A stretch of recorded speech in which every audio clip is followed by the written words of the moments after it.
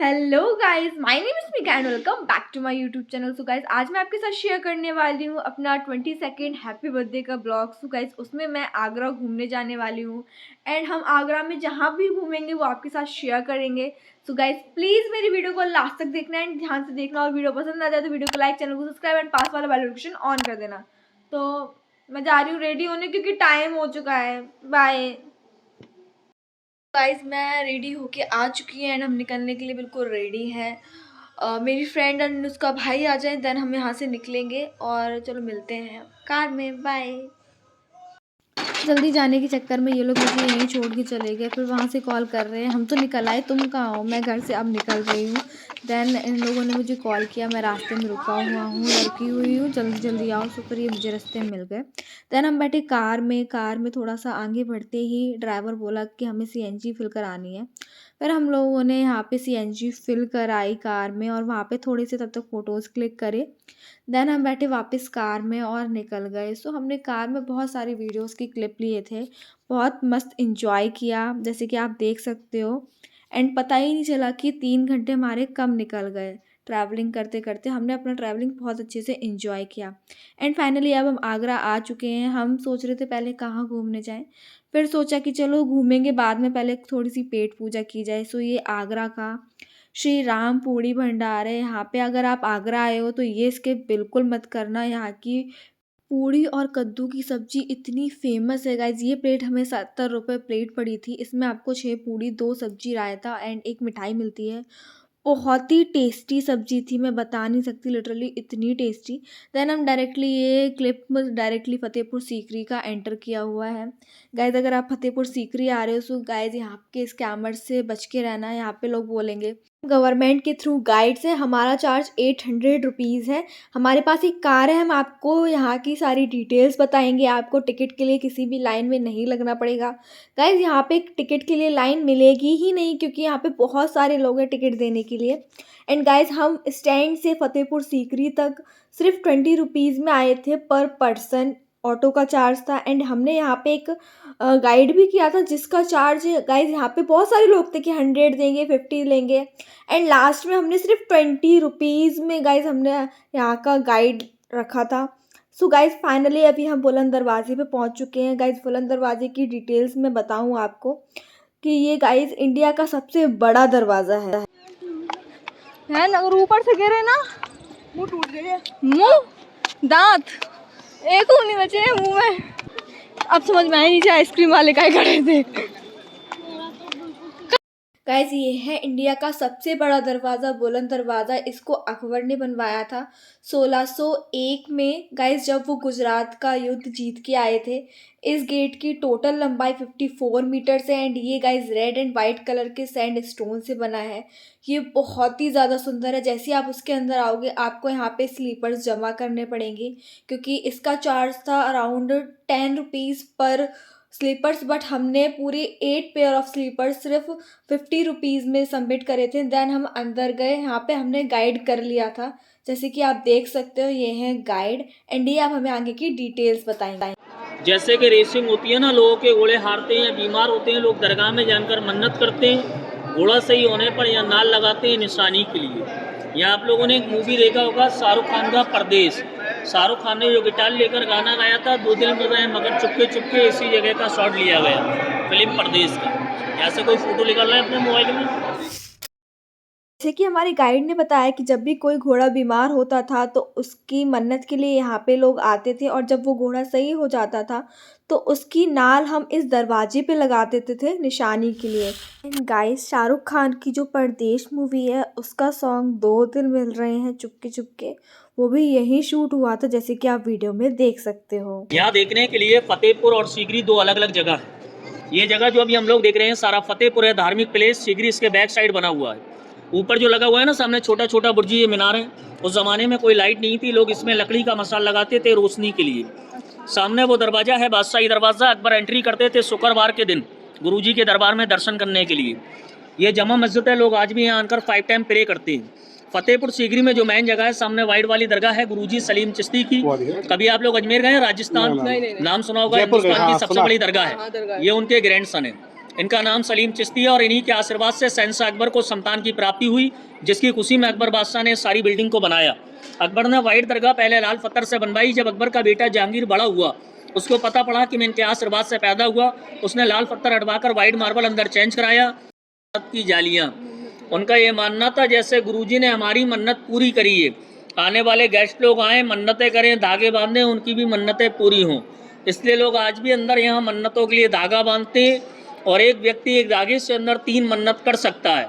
मन्नत जो करते हैं मन में रखते हैं, किसी को बताते नहीं है। मन्नतें पूरी होने के बाद अगर आप लोगों का रिटर्न आना होता है तो आप लोग यहाँ धागा खोलने आ सकते हो, और अगर आपका नहीं आना हो पाता है, आप लोग जहाँ भी रहते हो अपने घर पर गुरुजी सलीम चिश्ती का नाम लेकर 2 गरीबों को भोजन करा देते हैं। धागा आप लोगों का यहाँ से ऑटोमेटिक खुल जाता है, धागा खोलने भी आना नहीं पड़ता है। इसके ऊपर एक शायरी बनाई गई है। शायरी पसंद करते हैं, सुनना नहीं करते हैं? नहीं, आप सुनाओ, सुनेंगे हम। तो कहते हैं कि इरादे जो रोज़ बनते हैं बनकर टूट जाते हैं। लोग जिस तरह से अपने विचार बनाते हैं कि हम यहाँ घूमने जाएंगे, वहाँ जाएंगे, मगर नहीं जा पाते हैं, रह जाते हैं। कि इरादे तो रोज़ बनते हैं बनकर टूट जाते हैं, और फतेहपुर सीकरी में वही आते हैं जिनको खुद गुरुजी बुलाते हैं, वरना शहंशाह गेट से लौट जाते हैं। आप लोगों को यहाँ पर खुद गुरुजी ने बुलाएं जब भी आप लोग दर्शन के लिए आएँ। ये यहाँ से लेकर वहाँ तक सारी जमा मस्जिद बनाई गई है। फ्राइडे मॉस्क, लोग आज भी यहाँ अंदर 5 टाइम प्रे करते हैं। अंदर ये जगह जो बनी हुई है लेडीज की नमाज पढ़ने के लिए बनाई गई। ये 6 दरवाजे हैं, 6 डोर। ये देखने में लगती है छोटे बड़े, लेकिन साइज एक है, केवल ये दूरी के हिसाब से लगती है। शहंशाह अकबर एक ऐसे मुगल थे जो हर धर्म को बराबर का सम्मान देते थे, इसलिए उन्होंने यहाँ पर सन 1582 में धर्म दीन इलाही को कायम किया, जिसके बारे में आप लोगों ने पढ़ा भी होगा। अकबर की 3 रानी थी, तीनों अलग अलग धर्म से थी। पहली रानी थी तुर्की सुल्ताना, तुर्किस्तान के रहने वाली, लोग जिसको रुकैया बेगम के नाम से जानते थे। अकबर की दूसरी रानी थी मरियम, जो किरचन की गोवा के रहने वाली, और तीसरी थी महारानी जोधाबाई, राजपूत अमीरकोट के रहने वाली। इसलिए अकबर ने तीनों को मिलाकर धर्म दीन इलाही कायम किया, जिसकी याद में यहाँ हर पिलर पर 3 अलग अलग तरह के डिज़ाइन दिए गए। जैसे कि नीचे जो आप ये डिज़ाइन देख रहे हैं, ये सुराई का डिज़ाइन है जो मुस्लिम लोगों में होता है। ये कलश का डिज़ाइन है, आप लोगों ने मंदिर में देखा होगा। ऊपर डिज़ाइन क्रॉस का है, प्लस जो चर्च में होता है। हाँ। ये 3 डिज़ाइन अलग अलग दिए। अभी प्रदेश में आपने फाइट का शॉट देखा होगा, वही जगह का जो लास्ट में फाइट होती है ना, शाहरुख खान जो आते हैं, सऊदी अरब से आर्किटेक्चर बुलाएंगे। जो आप आर्किटेक्चर देख रहे हो ना, सारा सऊदी अरब। और यहाँ सामने लैंप जो टंगा हुआ है, लैंप उस ज़माने में सोने का था, गोल्ड का। अंग्रेज आए 1905 में, सोना निकाल कर ले गए, तामर टांग में या निशानी के लिए। इसका ऊंचाई यहाँ से टॉप तक 80 फीट है, और ऊपर जो पेंटिंग है वो चाइनीज से जहांगीर के ज़माने की। जाल पब्लिक ने लगाया है सपोर्ट के लिए, पेंटिंग गिरती है ना उसको रुकने के हिसाब से। वहाँ लिखा हुआ है 3 साइड राइटिंग ऑफ कुरान, सोने का पानी फिरा हुआ है। ये मेन पार्ट बनाया है। लोग आज भी यहाँ अंदर 5 टाइम प्रे करते हैं जगहों की, जैसे कि लाल वाला पत्थर यूपी का है, red stone. White marble Makrana Rajasthan से मंगाया, और ब्लैक स्टोन बेल्जियम। इसको लोग बोलते हैं कसौटी। सोनार जो सोने की पहचान करते हैं वो इस ब्लैक स्टोन से करते हैं। आपको ज़्यादा करके सोनारों के पास मिलेगा। गाइस, अकबर का एक फेवरेट हाथी था जिसका नाम हिरन रखा गया था। उसकी कब्र मैंने आपको स्क्रीन में सर्कल करके दिखा दिया है। देन जो आपको साइड से एक बिल्डिंग दिख रही है जिसको मैंने स्क्वायर से आउटलाइन किया है, वो गाइस यहाँ का उस टाइम का बैंक हुआ करता था जहाँ पे मोहरें बनती थी। गाइस, फाइनली अब हम उस जगह पे जा रहे हैं जहाँ पे अनारकली को चुनवाया गया था। एंड ये जो रास्ते में जो भी कब्र हैं वो सारी गुरु जी के वंशज की हैं। सो गाइस, चलो चलते हैं क्योंकि मैं उस जगह के लिए बहुत ज़्यादा एक्साइटेड हूँ। ये देख रहे हैं ना, ये उस ज़माने की सुरंग बनाई गई जिसको लोग बोलते हैं गुप्त रास्ता। यहाँ से रास्ता आगरा फोर्ट के लिए निकाला गया। 40 किलोमीटर दूर ये रास्ता अकबर ने अपनी सेफ्टी के लिए बनाया, ताकि कोई उस पर हमला करे वो यहाँ से बचकर निकल जाए। पहले ज़माने में गाड़ियाँ नहीं थी, लोग घोड़ों का इस्तेमाल किया करते थे आने जाने के लिए। मूवी देखी होगी मुगल आजम दिलीप कुमार की, अनारकली को यहीं दीवार के अंदर चुनवाया गया, बंद कर दिया। लेकिन उसको चुनवाया क्यों गया? क्योंकि अनारकली से अकबर का लड़का जहांगीर मोहब्बत करता था। अकबर पसंद नहीं करते थे कि एक नाचने वाली मेरे घर की बहू बने, इसलिए अनारकली को उन्होंने यहाँ दुनिया की नज़र में चुनवाया। लेकिन पीछे के रास्ते यहाँ से उसको आगरा निकाला गया, आगरा से लाहौर। अब ये जगह डैमेज हो चुकी है, टूट चुकी है, इसलिए बंद कर दी गई है क्योंकि काफ़ी पुरानी जगह है ये। अब हम बाबा सलीम चिश्ती जी के मज़ार पर जा रहे हैं चद्दर चढ़ाने। गाइस ये मेरा फर्स्ट टाइम होगा कि मैं किसी मज़ार के अंदर जा रही हूँ। अंदर फ़ोन ले जाना मना था। अंदर जाके हमने चद्दर चढ़ाई एंड हमने मन्नत का धागा बांधा। एक धागे से 3 मन्नत मांग सकते थे और वो मन्नत किसी को बतानी भी नहीं थी। सो हमने वो सब कंप्लीट किया एंड बाहर निकल आए। गाइस अब हम जा रहे हैं फतेहपुर का पैलेस एक्सप्लोर करने, इसीलिए हमने अपनी अपनी स्लीपर्स अपने हाथ में ले रखी थी क्योंकि हमने लिया था शॉर्टकट। जो मेन रास्ता था वो बहुत ही ज़्यादा लंबा था। अब हम लेंगे टिकट एंड निकल जाएंगे फतेहपुर पैलेस एक्सप्लोर करने एंड हम डायरेक्टली आपको फतेहपुर पैलेस के अंदर ही मिलेंगे क्योंकि हम काफ़ी थक चुके थे। एंड गाइस यहाँ पे देखो ये अंकल पीछे लग चुके हैं।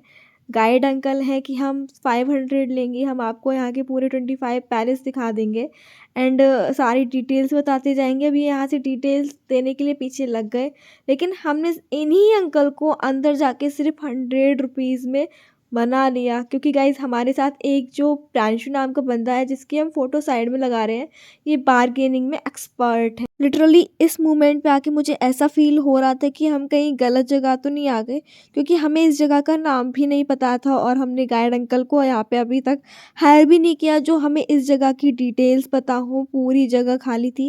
यहाँ पे सिर्फ देखने के लिए हमें एक भैया ही मिले थे और बाकी पूरी जगह खाली थी। सिर्फ हम ही लोग दिख रहे थे। ऐसा लग रहा था ये पूरा फील्ड है जहाँ पे हम सिर्फ खेलने कूदने आए हैं, पिकनिक मनाने आए हैं क्योंकि इतनी जगह अच्छी थी। थोड़ा थोड़ा ठंड में हल्की हल्की धूप पड़ रही थी, सो काफ़ी ज़्यादा अच्छा लग रहा था। गाइस ये आप साइड से एरो देख सकते हो। इस जगह पे एक झील हुआ करती थी जिसका नाम मोती झील था एंड ये नीचे आपको एक और एरो दिख रहा है। यहाँ पे गाइस अकबर का फेवरेट हाथी जिसका नाम हिरण था उसके आने जाने का रास्ता था एंड ये पूरी जगह सैनिकों की रहने की जगह हुआ करती थी उस टाइम पे। गाइस जो बिल्डिंग आप सामने देख सकते हो उसको बीरबल महल कहा जाता था। उस टाइम पे ये बीरबल का रूम हुआ करता था जो बहुत ही ज़्यादा सुंदर एंड ह्यूज हुआ करता था। गाइस इस प्लेस पे स्पेशली रानियों के लिए बाज़ार लगा करता था एंड उसी के सामने ये जोधाबाई का समर पैलेस है जो आप ऊपर देख सकते हो। ये जाली जाली इसको एसी रूम भी बोलते थे एंड इसीलिए इसको समर पैलेस भी बोलते हैं एंड ये है पर्सनल जोधाबाई का स्विमिंग पूल एंड उसी के सामने है मरियम रानी का पर्सनल महल। एंड गाइस उसके बाद आ जाते हैं ये 176 पिलर पे खड़ा हवा महल जिसमें टोटल 5 फ्लोर्स हैं एंड यहाँ के टॉप फ्लोर पे जाके जोधाबाई अपनी तुलसी माता की पूजा एंड बाकी अदर रानियाँ अपने ईद का चांद देखा करती थी।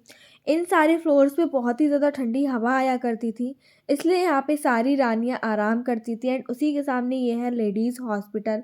गाइस ये जो साइड से आप बिल्डिंग देख सकते हो ये उस टाइम का स्कूल हुआ करता था जिसको हम मदरसा भी बोलते हैं। एंड गाइस वहाँ पे जहाँ पे मैं पॉइंट आउट कर रही हूँ वहाँ पे रानी जोधा एंड इधर साइड पूरी मुस्लिम रानियाँ बैठा करती थी। एंड गाइस जो बीच में आपको पैलेस दिख रहा है जिसको मैंने पॉइंट आउट किया है यहाँ पे राजा अकबर बैठा करते थे एंड ये गाइस पूरा दीवाने आम था जहाँ पे जनता बैठा करती थी। एंड जहाँ पे गाइस मैंने ये एरो कर रखा है जो बीच में आपको प्लेस दिख रहा है यहाँ पे तानसेन अपना गाना गाया करते थे एंड सभी यहाँ पे सुनते थे। इसी जगह पे परदेश मूवी की शूटिंग हुई है। एक जो कवाली है नहीं होना था वो इसी प्लेस पे हुई है। गाइस अब हम फाइनली आ चुके हैं अकबर के रूम में जिसमें चंदन की लकड़ियाँ लगाई जाती थी इसके ऊपर चढ़ने के लिए एंड नीचे पानी भरा जाता था, चंदन के फूल डाले जाते थे जिससे कि उनको अच्छे से नींद आए। गाइस अब हम आ चुके हैं अकबर के किचन में एंड डाइनिंग रूम में जिसमें एक साइड वेज और दूसरी साइड नॉन वेज खाना लगाया जाता था। फिर जिसको जो भी टेस्ट करना होता था वो अपनी अपनी नीड के हिसाब से ले लिया करता था। एंड गाइस आप वो सामने वाइट कलर की बिल्डिंग देख सकते हो वो गाइस राजा रानियों का वॉशरूम हुआ करता था। एंड गाइस आपको साइड में एक प्याला दिख रहा होगा उसमें गंगा जल भरा जाता था जो कि अकबर पिया करते थे क्योंकि आगरा का पानी खारा है। गाइस अब हम जिस जगह पे हैं इसको शीश महल कहा जाता है। ये रुकैया बेगम का शीश महल था बट गाइस मुझे यहाँ पे एक भी सिंगल शीशा नहीं दिखा, सिर्फ बहुत ही अच्छी कारीगरी करी गई थी बस वही लगा। एंड गाइस जिस प्लेस पे अभी हम लोग खड़े हैं ये उस टाइम का लूडो हुआ करता था जो कि ज़मीन में बना हुआ था। गाइस अब हम जा रहे हैं दीवाने खास देखने। यहाँ पे गाइस अकबर अपनी 3 रानियाँ और अपनी अम्मी के साथ डिस्कशन करते थे। ये वो जगह है सो आ जाओ आपको अंदर से दिखाते हैं।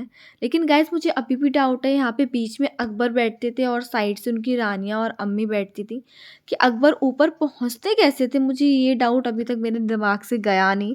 एंड उसके बाद कुछ फॉरेनर्स ने हमारे साथ फ़ोटोज़ क्लिक कराई और बहुत ही अच्छे थे। मुझे ऐसा लगता था कि फॉरेनर्स थोड़े से रूड होते हैं, बट नहीं गाइस, इनके साथ फ़ोटो क्लिक कराने के बाद मुझे ऐसा फ़ील नहीं हुआ। काफ़ी अच्छे भी होते हैं और काफ़ी बुरे भी होते हैं, और ये अंकल तो बहुत ही ज़्यादा अच्छे थे। देन गाइस अब हम निकल रहे हैं इस पैलेस से बाहर, क्योंकि हमें और भी जगहें घूमनी थी, बट यहाँ पे इतना लेट हो चुके थे ना कि उसके लिए टाइम ही नहीं बचा। एंड हम पैदल चल चल के काफ़ी ज़्यादा थक भी चुके थे, इसलिए मैंने तो सारी स्लीपर्स अपने हाथ में ले ली थी, क्योंकि मुझे हील्स की ज़्यादा हैबिट नहीं है और मेरे पैर काफ़ी ज़्यादा दुखने लगे थे। फतेहपुर पैलेस से निकलने के बाद हमने खाए सूजी के गोलगप्पे, जिनका टेस्ट रियली बहुत ही ज़्यादा अच्छा था। मैंने खाए थे, अपेक्षा ने खाए थे एंड सोहानी ने खाए थे, और हम तीनों को ही काफ़ी ज़्यादा अच्छे लगे। उसके बाद हमने लिए थोड़ी-सी आइसक्रीम, और हम सब लोगों ने वहाँ आइसक्रीम खाई, और पता नहीं मैं इसका क्लिप लेना कैसे भूल गई, या हो सकता है मुझसे गलती से इसका और ऑटो का क्लिप डिलीट हो गया हो। एंड देन अब हम डायरेक्टली आपको कार के अंदर मिलेंगे। अब हम जा रहे हैं सिकंदरा, क्योंकि ताजमहल और लाल किला तक का पहुँचने का हमारे पास टाइम ही नहीं था, वो बंद हो चुका होगा। अब हम डायरेक्टली सिकंदरा पहुँचे तो पता चला सिकंदरा भी बंद हो चुका, तो उसके बाद हमने खाए उसके बाहर के थोड़े से गोलगप्पे। एंड उसके बाद हम उसी के पास थोड़ा-सा आगे चल के गुरुद्वारा था, सो हम गुरुद्वारा में गए एंड हमने वहाँ पे मत्था टेका। गाइस गुरुद्वारा के अंदर फ़ोन ले जाना अलाउड नहीं था, फिर भी मैंने देखो ये चुपचाप से वीडियो शूट किया है। गाइस देखो मैं आपके लिए क्या-क्या करती हूँ, आपके साथ हर चीज़ शेयर करना चाहती हूँ, बट मुझे डर भी लग रहा था, तो वीडियो थोड़ा-सा ब्लर भी हो रहा है एंड फेड भी हो रहा है, उसके लिए सॉरी। देन हम इन्हीं के दरबार में थोड़ी देर के लिए बैठे एंड भजन किया, एंड उसके बाद हमने खाया लंगर। लंगर काफ़ी ज़्यादा अच्छा था। उसके बाद हम नीचे उतर आए, फिर यहाँ पे एक दीदी के साथ हमने फ़ोटोज़ क्लिक करी, एंड देन मैंने अपने बर्थडे के लिए यहीं कपड़े चेंज किए, हम निकल गए आउटर के लिए। हमें कोई जगह नहीं मिली तो हम रुके थे रोड पे।